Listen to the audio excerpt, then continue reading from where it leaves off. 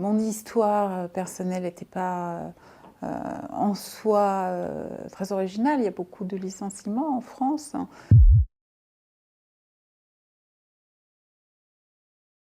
Mais il se trouve que une journaliste voilà, licenciée pour des raisons politiques, c'est déjà beaucoup plus rare. C'est même assez exceptionnel en réalité. J'ai pensé que ça disait vraiment quelque chose du moment que nous vivions. Du moment que nous vivions dans les médias, où de nouveaux actionnaires beaucoup plus violents ont pris le pouvoir, ainsi qu'on peut le voir dans aussi la télévision à travers le cas iTélé.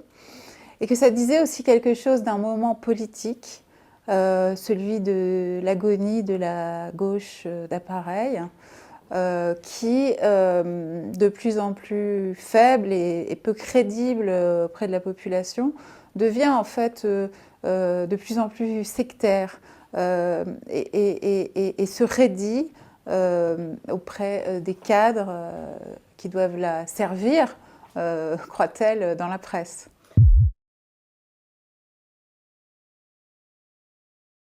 L'un des actionnaires, qui est par ailleurs le fondateur de l'Obs, Claude Perdriel, m'a publiquement fait le reproche d'avoir tenu des propos beaucoup trop critiques à l'égard du gouvernement socialiste et d'avoir, a-t-il dit en plein conseil de surveillance, adopté une ligne antidémocratique dans les pages intellectuelles de l'hebdomadaire. Propos, je le signale, parfaitement étranges et même délirants.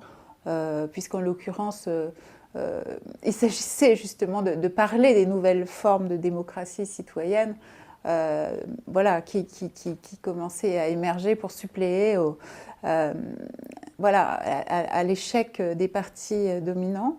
Mais elle est aussi politique, cette éviction, en un autre sens, finalement encore plus grave, hein, puisque nous avons des éléments qui partent effectivement en direction de l'Élysée.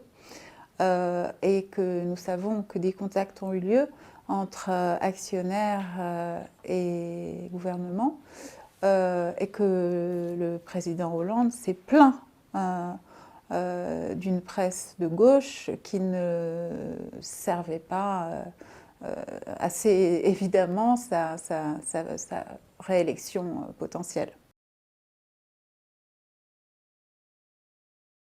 Dans d'autres pays, les titres sont possédés par des groupes de presse, donc ça a éventuellement des inconvénients. Là, ça ne règle pas la question de la concentration, mais ce ne sont pas des groupes industriels. Or, en France, désormais, avec l'irruption dans les médias des géants des télécoms que sont Patrick Drahi et Xavier Niel, ou avec les détenteurs de médias plus classiques que nous connaissons, donc Dassault, Lagardère ou Pinault, eh bien, nous avons des médias qui sont aux mains d'intérêts privés. C'est-à-dire que, si vous voulez, des gens comme Patrick Drahi ou Xavier Niel, qui sont des gestionnaires parfaitement rationnels, et n'ont pas l'habitude de jeter l'argent par les fenêtres, on peut se demander, mais pourquoi ont-ils autant d'argent à perdre dans un secteur aussi sinistré? Parce que ces gens, en plus, ne cessent de dire aux journalistes qu'ils rachètent, mais enfin, voyons, vous dépensez trop, il va falloir regarder à l'Obs où un plan social est bientôt en cours.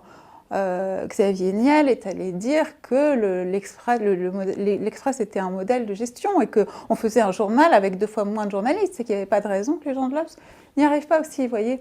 Donc, pourquoi est-ce que ce type d'industriels investissent dans les médias alors qu'une telle crise y sévit? Eh bien, c'est qu'ils y ont des intérêts et des intérêts puissants. Le marché des télécoms est un marché entièrement régulé par l'État. Donc, contrairement à Serge Dassault, ces gens-là n'ont pas d'avion de chasse à écouler auprès de gouvernements étrangers. En revanche, régulièrement, ils ont besoin des autorisations légales de l'État pour des questions de réseau, pour des contrats, ce qu'on appelle des contrats d'itinérance, c'est-à-dire des locations de réseau.